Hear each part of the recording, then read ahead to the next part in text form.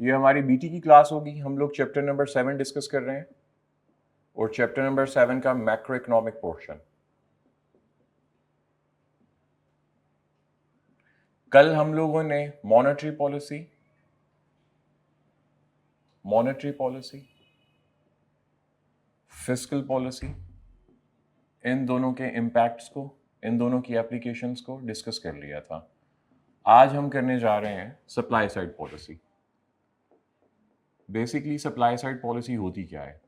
एक ऐसी economical policy जिसमें जो फेडरल गवर्नमेंट है with the coordination and integration of district government ऐसे प्लान्स और ऐसी स्ट्रेटजीज डिवाइस करती है जिसमें लोकल अप्रेंटिसशिप प्रोग्राम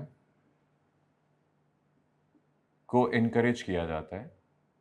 मतलब इसमें जो टेक्निकल लेबर होती है उनको ट्रेनिंग दी जाती है गवर्नमेंट की तरफ से। टेक्निकल लेबर को ट्रेनिंग दी जाएगी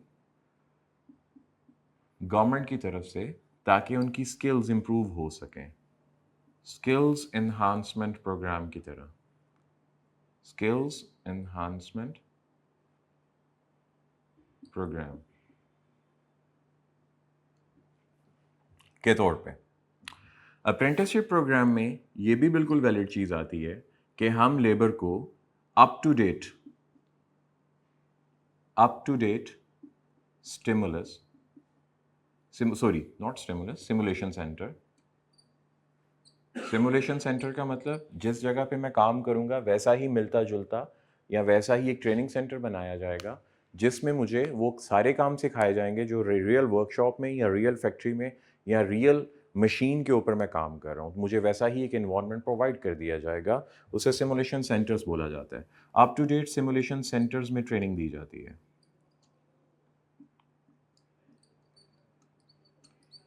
इससे बेनिफिट क्या होता है? अल्टीमेटली जो लेबर है उसकी प्रोडक्टिविटी इंप्रूव होती है। लेबर की प्रोडक्टिविटी इंप्रूव होती है। जब लेबर की प्रोडक्टिविटी इंप्रूव होगी तो जो भी सप्लायर, जो भी प्रोड्यूसर है जिसके पास लेबर काम कर रही है, अल्टीमेटली उनकी supply in the market increase होगी। और इससे कॉस्ट बेनिफिट एनालिसिस देखा जाए तो प्रोडक्टिविटी इंक्रीज होने से कॉस्ट ऑफ प्रोडक्शन इंक्रीज होगा। क्योंकि लेबर को जब आप टेक्निकल स्किल सिखाते हो, उसे एडवांस स्किल एनहांसमेंट प्रोग्राम का या प्रोग्रेस का हिस्सा बनाते हो, तो कॉस्ट ऑफ प्रोडक्शन कम इस वजह से होगी कि वो लेटेस्ट मशीन्स को मैनेज कर सकता होगा। फिर हमारे पास सप्लाई साइड पॉलिसी में एक और टूल होता है, सब्सिडी और no import duty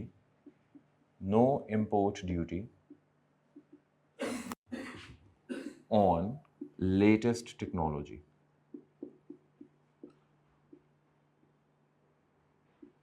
normally federal government और डिस्ट्रिक्ट गवर्नमेंट एक पॉलिसी बना सकते हैं कि अगर हमारे लोकल सप्लायर्स या किसी स्टेट का कोई पर्टिकुलर सप्लायर, कोई पर्टिकुलर इंडस्ट्री यूरोपियन किसी दूसरी कंट्री से, ब्रिटेन के अलावा किसी दूसरी कंट्री से अगर वो कोई मशीन इंपोर्ट करना चाहते हैं वाया सी या वाया एयर, तो उसके ऊपर कोई इंपोर्ट ड्यूटी चार्ज नहीं की जाएगी, फ्री ऑफ कॉस्ट। लाइक वो मशीन के तो पैसे पे करेगा लेकिन उसको अपनी कंट्री में लाने के लिए कोई एक्साइज ड्यूटी, कोई एक्साइज टैक्स पे नहीं करेगा। सम टाइम गवर्नमेंट सब्सिडी भी देती है in order to improve the quality and quantity of supply. जो हम लेटेस्ट मशीन्स होती हैं उनके ऊपर गवर्नमेंट हमें सब्सिडी भी प्रोवाइड करती है। इससे भी हमारी जो सप्लाई है वो इंक्रीज होती है। Number 3, lower taxation. अगर गवर्नमेंट ये ठान ले, गवर्नमेंट ये अपनी पॉलिसी का हिस्सा बना ले कि हमने रॉ मटेरियल के ऊपर सप्लायर को बेनिफिट देना है, टू बेनिफिट द सप्लायर, जब हम रॉ मटेरियल पे बेनिफिट देना चाहें तो हम लोग वैट, वैल्यू एडेड टैक्स कम कर देंगे रॉ मटेरियल की परचेज़ के ऊपर। मैं एक सप्लायर हूँ, मैं रॉ मटेरियल परचेज़ करने जाऊँगा, वैल्यू एडेड टैक्स मुझे कम पे करना पड़ेगा, तो मैं रॉ मटेरियल सस्ता लेके आऊँगा। जब रॉ मटेरियल चीप लेके आऊँगा तो मेरी कॉस्ट ऑफ प्रोडक्शन चीप हो जाएगी। अब ज़रा बात को समझते हैं। जब हम cheap but in good quality cheap raw material buy करेंगे, जब टेक्निकली साउंड लेबर हमारे पास होगी, टेक्निकली साउंड लेबर हमारे पास होगी, जब हमारे पास लेटेस्ट या एडवांस टेक्नोलॉजी होगी,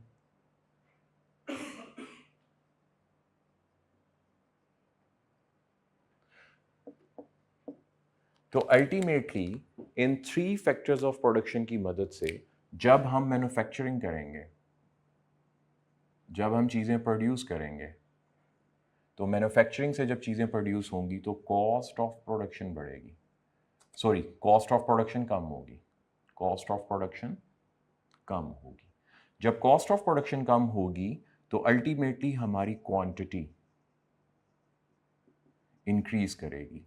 जब हमारी क्वांटिटी इंक्रीज कर रही है और कॉस्ट ऑफ प्रोडक्शन कम हो रही है तो मार्केट में हम लो रेट्स के ऊपर, लो प्राइसेस के ऊपर हम अपने गुड्स को सेल कर रहे होंगे, तो जिसकी वजह से मार्केट में जो हमारी सप्लाई है वो इंक्रीज हो सकती है, तो मार्केट में इन्फ्लेशन कंट्रोल हो जाएगी। इस सभी स्ट्रेटजीज से इन्फ्लेशन कंट्रोल होगी। तो अगर मैं इन 3 स्ट्रेटजीज की बात करूं, मॉनेटरी पॉलिसी, फिस्कल पॉलिसी और supply side policy, supply side policy, इन तीनों को अगर मैं कंबाइन कर लूं और मैं जीडीपी इंक्रीज करना चाहूँ, एज एन इकोनॉमिस्ट अगर हम जीडीपी इंक्रीज करना चाहते हैं, हमारी इकोनॉमिक ग्रोथ शो करना चाहते हैं कि हमारी इकोनॉमी ग्रो कर रही है, जो कि मैंने आपको प्रीवियस लेक्चर्स में पढ़ाया कि कैसे ग्रो करती है। फॉर इंस्टेंस करंटली हमारा जीडीपी है, करंटली हमारा जीडीपी है like 900 billion great Britain pound, 900 billion हमारा जीडीपी है। हम इसको बूस्ट करके जीडीपी को 1100 बिलियन पे लेके जाना चाहते हैं, तो क्या करेंगे हम? एक्सपेंशनरी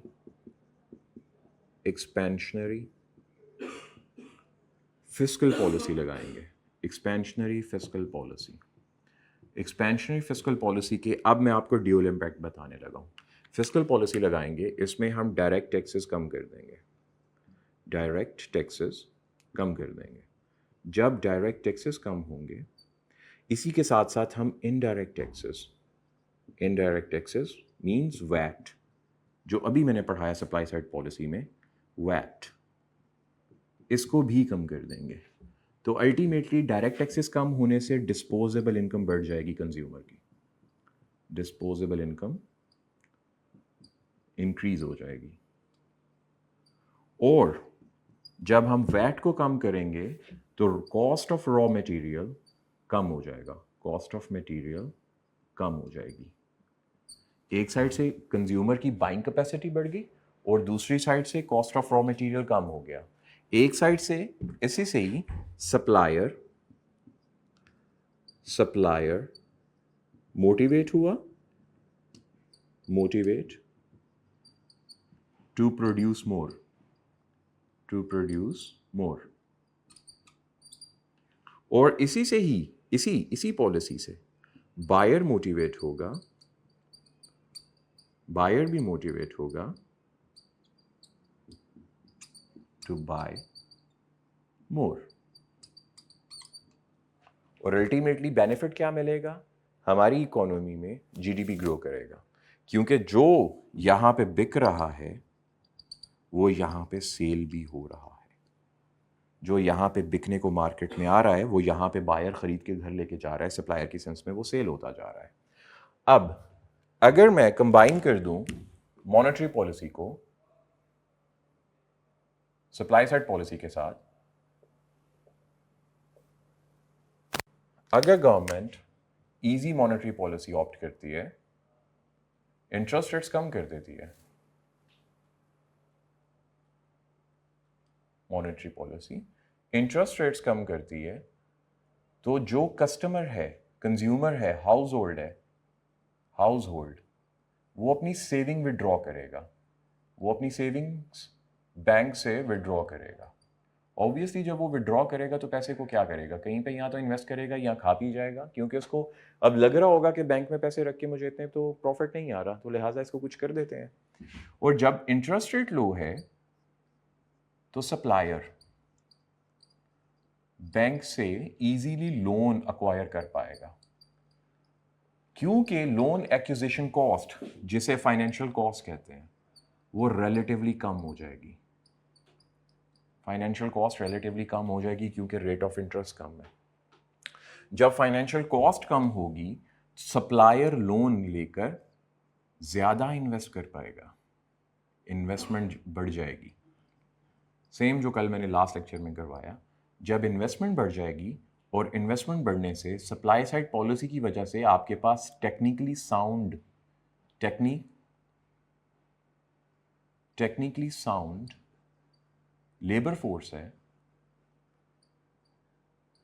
तो जिसकी वजह से आपकी सप्लाई इंक्रीज हो जाएगी, इस रिएक्शन से कंज्यूमर की पॉकेट में पैसा आएगा। इस रिएक्शन से गवर्नमेंट ने जो एक्ट किया, उसके एक्ट में जो रिएक्शन हुआ, सप्लायर सप्लाई मार्केट में लेके आएगा, तो हमारी डिमांड भी बढ़ जाएगी और हमारी सप्लाई भी बढ़ जाएगी। अल्टीमेटली हमारा जीडीपी इंक्रीज कर जाएगा। With the help of supply side policy मैंने आपको सिखाया कि इंटीग्रेटेड मॉनेटरी पॉलिसी और इंटीग्रेटेड फिस्कल पॉलिसी किस तरह काम करेंगे। ये तीनों पॉलिसीज मिलके किसी भी कंट्री के जीडीपी को बूस्ट करने के लिए इस तरह रोल प्ले करती हैं, क्योंकि हमारे जो इकोनॉमिक एजेंट हैं, एक इकोनॉमी में जो मेजर रोल प्ले करते हैं इकोनॉमी को बूस्ट करने में, उनमें 4 इकोनॉमिक एजेंट बेसिक होते हैं। नंबर 1 हाउस होल्ड वो लोग हैं जो इकोनॉमी में कंजम्पशन करते हैं, जो चीज़ों की डिमांड करते हैं, गुड्स एंड सर्विसेज की डिमांड करते हैं और उनको कंज्यूम करते हैं। फिर नंबर 2 फर्म्स मतलब प्रोड्यूसर वो लोग हैं जो कंज्यूमर की डिमांड को फुलफिल करने के लिए सप्लाई को प्रोड्यूस करते हैं और इनको सेल आउट करते हैं एक पर्टिकुलर प्राइस पे। थर्ड नंबर पे गवर्नमेंट आती है। गवर्नमेंट क्या रोल प्ले करती है? गवर्नमेंट टैक्सेस इंपोज करती है, सब्सिडीज देती है और इसके साथ साथ पब्लिक एक्सपेंडिचर करती है। Public expenditure means expenditure on hospitals, defence, judiciary and so fourth. और फोर्थ में जो हमारे पास इंपॉर्टेंट इकोनॉमिक एजेंट हैं वो हैं एक्सपोर्टर्स। एक्सपोर्टर्स को एक्स से डिनोट किया जाता है, एक्सपोर्टर्स एंड इंपोर्टर्स। इनको मैंने बड़ी डिटेल में आपको 2 लेक्चर पहले जो लेक्चर गुजरा हमारा उसमें मैंने करवा दिया, जिसमें एक्सपोर्टर किस तरह रोल प्ले करते हैं और इंपोर्टर किस तरह रोल प्ले करते हैं। तो इसी के साथ हमारी जो जीडीपी को बूस्ट करने की 3 मेजर पॉलिसीज़ थी, monetary policy, fiscal policy, supply side policy, कल और आज वाले लेक्चर में ये कवर हो गई और इससे हमारा जीडीपी बूस्ट करेगा और इन्फ्लेशन भी कंट्रोल में रहेगी। अब हम अगले टॉपिक पे भागते हैं। ऑब्वियसली ये रिकॉर्डेड लेक्चर है, तो जो मेरे फिज़िकल के स्टूडेंट्स हैं उन्हीं की वजह से ही मैं रिकॉर्ड करवा रहा हूँ, अदरवाइज़ तो आपके होते हुए ये रिकॉर्ड होना था। तो आप इसको पॉज करके ये सब डेटा को दोबारा से रिट्रीव कर सकते हो या आप रिवाइंड करके भी इसको रिट्रीव कर सकते हो। अब हम करने जा रहे हैं balance of payment.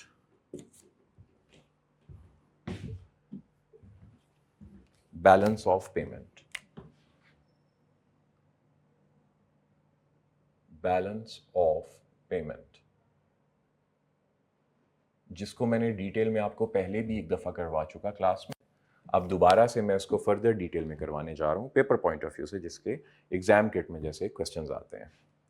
Balance of payment basically होता क्या है? ये एक किस्म की बैलेंस शीट है,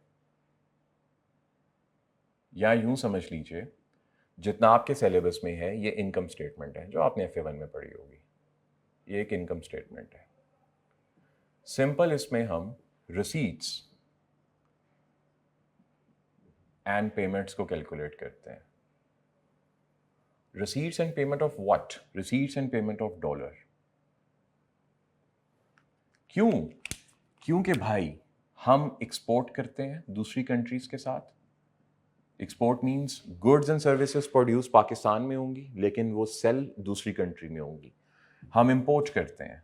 import means goods and services manufacture किसी दूसरी कंट्री में हो रही हैं लेकिन हमारी कंट्री में उनकी शॉर्टेज है या अवेलेबिलिटी का मसला है, तो हम वहाँ से इंपोर्ट करके, वहाँ से ख़रीद के, अपनी पॉकेट में से पैसे निकाल के उनको दे के वहाँ से ख़रीद के पाकिस्तान में लेके आएंगे या ब्रिटेन में लेके आएंगे। फॉर इंस्टेंस यहाँ पे दो कंट्रीज़ हैं, एक यूके और एक यूएसए।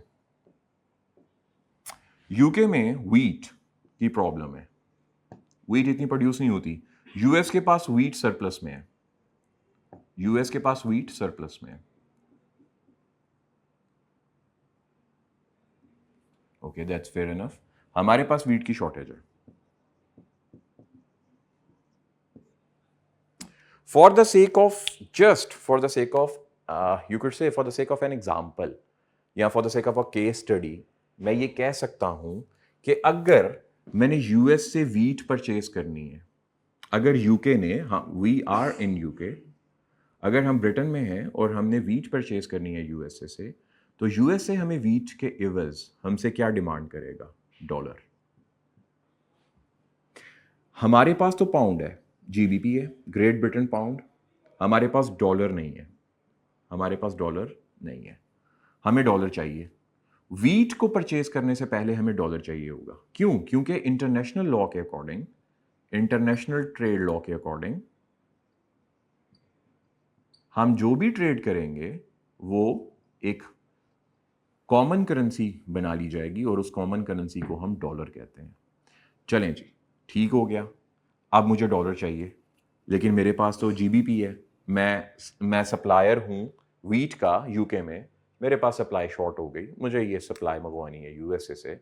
मैंने यूएसए के एक फॉर्मर को कॉल की या ईमेल की या व्हाट्सएप किया। मैंने कहा भाईजान आपके पास कितनी पड़ी हुई है? उसने कहा मेरे पास $50,000 की पड़ी हुई है। मैंने कहा अच्छा यार, $50,000 की पड़ी हुई है, मेरे पास तो डॉलर नहीं है, मेरे पास तो जीबीपी, मेरे पास तो पाउंड है। तो वो कहता है यार फिर एक काम कर, मुझे ना डॉलर ही चाहिए, क्योंकि तू मेरे साथ इंटरनेशनल ट्रेड कर रहा है तो लिहाजा तू मेरे बैंक में डॉलर भेजेगा, मैं तुझे यहाँ से शिप के थ्रू या कार्गो के थ्रू बाय रोड मैं तुझे भेज दूंगा व्हीट। मैंने कहा अच्छा यार चल ठीक है, डन हो गया। मैं अपने बैंक के पास गया, मैंने बैंक को जाके कहा बैंक तुम्हारे पास कितने मेरे पैसे पड़े हुए हैं? तो बैंक ने कहा सर आपके मेरे पास 40,000 पाउंड्स पड़े हुए हैं। मैंने कहा यार मुझे डॉलर चाहिए। बैंक कहता है सर कितने डॉलर चाहिए? मैंने कहा यार मुझे $50,000 चाहिए। बैंक कहता है क्या करना है सर आपने? मैंने कहा यार मैंने ना यूएसए में एक बंदा है, उससे व्हीट परचेज करनी है एंड ही डिमांड्स $50,000। अब वो जो मेरा बैंक है वो क्या कहेगा? वो कहेगा सर अगर आपने इस टाइम मार्केट से $1 बाय करना है, $1 बाय करना है, तो कोई टेंशन वाली बात नहीं है, आपको 0.70, थोड़ा सा ऐसे कर लेते हैं, पाउंड्स पे करना पड़ेंगे। मतलब क्या हुआ? मतलब जो हमारे सिलेबस के अकॉर्डिंग है, ये प्राइस सेट कैसे हुई? ये प्राइस सेट कैसे हुई कि मैं 70 सेंट्स पे करूंगा। अच्छा मुझे ना ब्रिटेन की फ्रैक्शनल डिनोमिनेटर्स का नहीं पता, तो मैं इसको सेंटी कह रहा हूँ, 0.70, मैं इसको सेंटी बोल रहा हूँ माजरत के साथ। तो you have to accept my apology, you have my dear, please you have to. Okay, 70 cents हैं, 70 सेंट पे करूंगा तो मुझे $1 मिलेगा। That's great. $50,000 के लिए मुझे कितने जीबीपी पे करना होंगे? मैंने बैंक से पूछा। ये प्राइस सेट कैसे हुई? यहां पे यूं समझ लीजिए कि डॉलर एक कमोडिटी है। आपको अगर जीबीपी से डॉलर को परचेज करना है तो 70 सेंट्स पे करो और आपको $1 मिल जाएगा। ये किस तरह सेट होती है ये हमारे सिलेबस में नहीं है। ये मैं चलते चलते आगे बता देता हूँ कि इसमें हम सेट कैसे करते हैं प्राइसेस को। Okay, that's fine. मैंने क्या किया, मैंने अपने बैंकर को कहा कि यार $40,000 से क्या मैं 40,000 पाउंड से क्या मैं $50,000 खरीद सकता हूँ? वो कहते हैं सर मसला ही नहीं है, बिल्कुल खरीद सकते हैं, क्योंकि जो $1 है वो 0.70 सेंट्स में आ रहा है, 0.70 सेंट्स में आ रहा है। तो लिहाजा आप क्या करें, आप 50,000 को मल्टीप्लाई कर दें 0.70 से, ठीक है, क्योंकि मुझे क्वांटिटी कितनी चाहिए, 50,000 क्वांटिटी QTY, और उसकी प्राइस क्या है, क्वांटिटी को प्राइस से मल्टीप्लाई करो तो टोटल बिल आ जाएगा। टोटल वैल्यू किसी भी चीज़ की निकालनी हो तो quantity into price per unit आप मल्टीप्लाई करें तो आपके पास टोटल बिल आ जाता है। तो मैं इसको कैलकुलेट कर लेता हूँ। 50,000 मुझे क्वांटिटी चाहिए, पर यूनिट मुझे मिल रहा है 70 पैसा का, 70 सेंट्स का, तो 35,000 Britain pounds I have to pay. 35,000 Britain pounds I have to pay. तो मेरे पास तो 40 पड़े हुए हैं, तो मेरे बैंकर ने क्या किया, ये चेंज किए, 35 मेरे बैंक से डिडक्ट किए और यूएसए में ट्रांसफ़र कर दिए।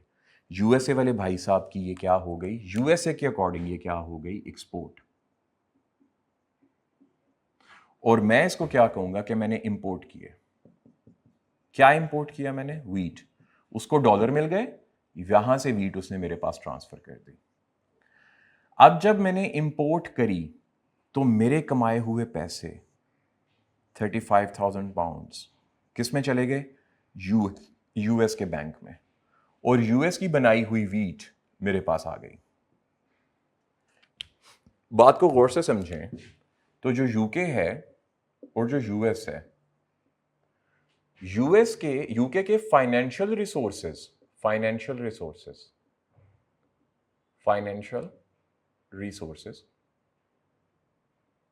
यूएस में चले गए, और यूएस के कमोडिटी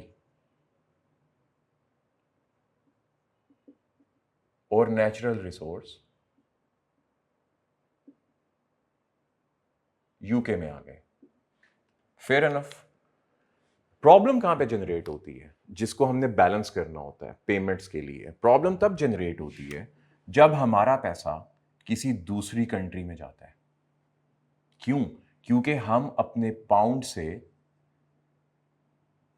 पाउंड से जब बार बार डॉलर को परचेज करेंगे तो डॉलर की डिमांड इंक्रीज हो जाएगी। तो जब डॉलर की किसी चीज की डिमांड इंक्रीज होती है तो उसकी वैल्यू इंक्रीज होती है। क्यों, मेरे पास डॉलर पड़े हुए हैं, मैं आपको सस्ते में क्यों दूं। अगर आप मुझसे डॉलर लेना चाहते हो तो मैं आपको 0.70 में नहीं दूंगा, मैं आपको 0.80 GBP में दूंगा। क्यों, आप डिमांड कर रहे हो ना, आपको यूएसए से चीज़ें ज़्यादा चाहिए, तो लिहाजा मैंने वैल्यू बढ़ा दी। बढ़ते बढ़ते बढ़ते डॉलर भाई साहब पहुंच गए 1.30 सेंट्स के ऊपर। अगर मैं बार बार इंपोर्ट करता जाऊंगा तो मुझे डॉलर की बार बार डिमांड बढ़ाना होगी। जब डॉलर की बार बार डिमांड बढ़ेगी तो उसकी अल्टीमेटली वैल्यू बढ़ेगी। जब वैल्यू बढ़ेगी पाउंड के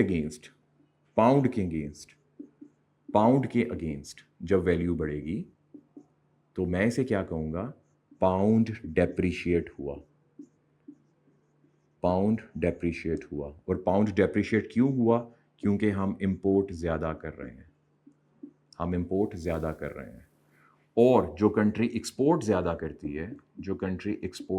रही होती है, उसकी जो करेंसी है डॉलर, वो एप्रिशिएट करेगा। क्यों एप्रिशिएट करेगा, क्योंकि डॉलर की डिमांड जब बढ़ रही है, डॉलर की डिमांड क्यों बढ़ रही है, क्योंकि डॉलर एक्सपोर्ट कर रहा है, यूएसए एक्सपोर्ट कर रहा है। वो अपने नेचुरल रिसोर्सेज, अपने फैक्टर ऑफ प्रोडक्शन लगा के चीज़ों को मैन्युफैक्चर करके दूसरी कंट्री को बेचता जा रहा है और उनसे फाइनेंशियल रिसोर्सेज लेता जा रहा है और रिच होता जा रहा है। ये रिच हो रहा है, जिसकी करेंसी डेप्रिशिएट करे वो पुअर हो रहा है।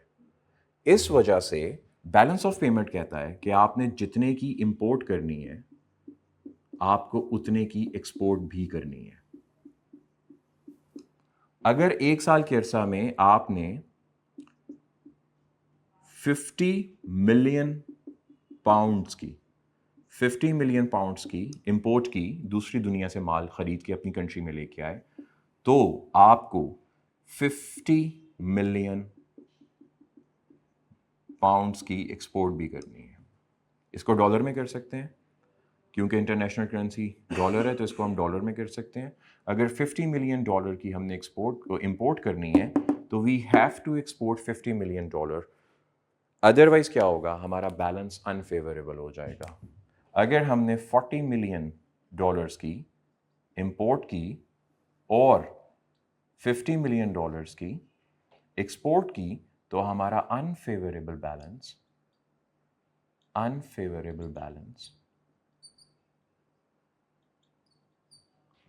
10 मिलियन से आएगा, 10 मिलियन डॉलर से आएगा। अब ये कहाँ से लें, क्योंकि मैंने पेमेंट करनी थी 40 मिलियन की, सॉरी गलत कर गया मैं। हमने इंपोर्ट की 40 मिलियन की, एक्सपोर्ट में थोड़ा कम कर देता हूँ, एक्सपोर्ट हमने की 30 मिलियन की। अब सही है, अब जाके अनफेवरेबल बैलेंस आया 10 मिलियन का। पैसे लेने वाले 30 मिलियन है, ठीक है, और देने वाले कितने हैं, 40 मिलियन। वाओ, मेरी जेब में पैसे आने हैं 30 और मैंने देने हैं 40। ओ भाई 10 मिलियन कहाँ गया, 10 रुपये कहाँ गए, अनफेवरेबल हो गए। अब मैं क्या करूँगा, मैं इस अनफेवरेबल बैलेंस को बैलेंस करने के लिए डेट लूँगा, कर्जा लूँगा।